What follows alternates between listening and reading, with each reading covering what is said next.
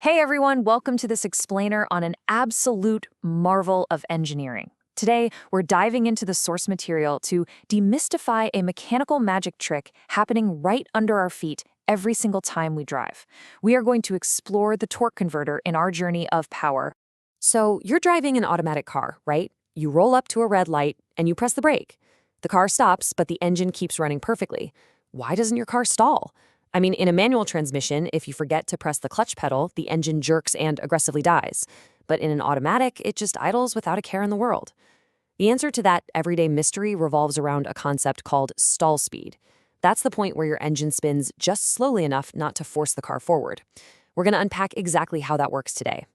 Here is our quick roadmap for today. 1. The automatic transmission dilemma. 2. Inside the torque converter.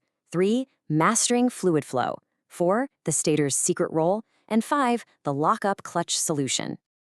All right, kicking things off with section 1, the automatic transmission dilemma. To really wrap our heads around this tech, we have to step back in time to the problem it was originally trying to solve. When Oldsmobile introduced the hydromatic drive in the 1940s, which was the very first fully automatic transmission for passenger vehicles, the main focus was entirely on driving comfort. The revolutionary idea was to eliminate the clutch pedal completely, so drivers didn't have to constantly shift gears manually. No clutch to press was the big selling point. But to make this work without stalling the engine every time the car stopped, engineers had to invent a completely new way to transfer power from the engine to the wheels. Which brings us right to section 2, inside the torque converter. Let's dive in and peek under the literal hood at the internal components.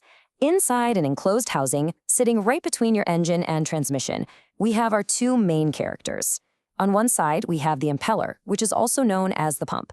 This is bolted directly to the engine's flex plate, so it is always spinning at the exact same speed as your engine.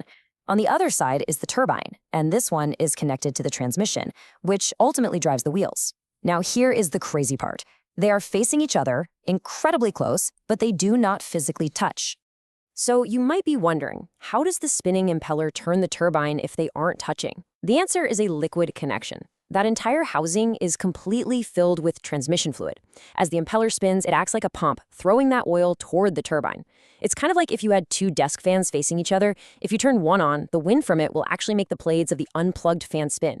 We're looking at the exact same hydrodynamic process here, just using heavy fluid instead of air.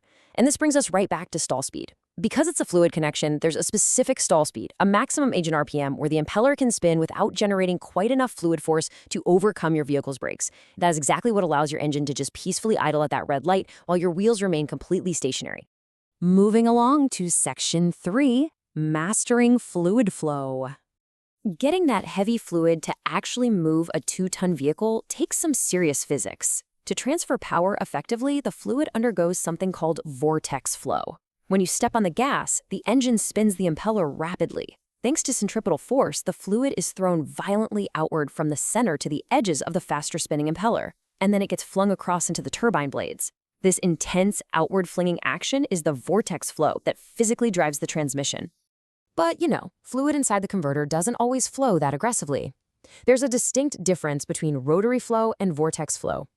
Rotary flow is what happens when you're just cruising down the highway at a steady speed. The impeller and the turbine are spinning at almost the exact same speed, so the fluid just travels around in a nice, calm circle. Vortex flow, on the other hand, is that high-energy, outward-flinging motion required for heavy power transfer, like when you're accelerating hard from a dead stop. It is a pretty mesmerizing flow happening inside the housing. The fluid is traveling in a circle with the spinning converter, but it's simultaneously looping outward from the impeller to the turbine and back again into the center to be recirculated, like a corkscrew. But this creates a massive mechanical problem. If that fluid is thrown forcefully into the turbine, what happens when it bounces off?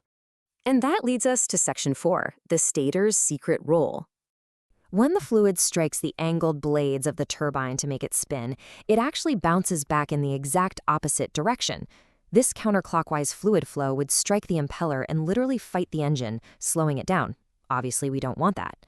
This is where our next component comes in, the stator. It's a component sandwiched right between the impeller and the turbine, and it's mounted on a one-way roller clutch.